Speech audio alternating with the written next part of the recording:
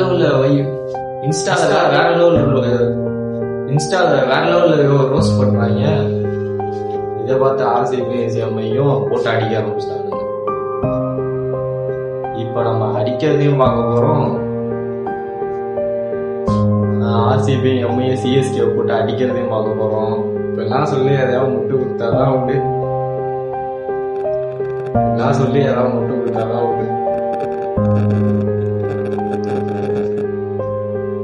தோனி இருந்தா ஜெயிச்சிருக்கலாம்.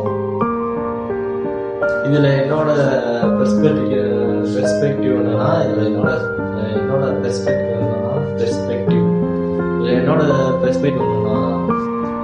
கேம்னா அடுத்த மேட்ச்லயே ஜெயிப்போமா தோப்போங்க, அடுத்த மேட்ச்ல கம்பேக் கொடுப்போமா கொடுக்க மாட்டாங்கிறத கமெண்ட் பாக்ஸ்ல சொல்லிட்டு போங்க.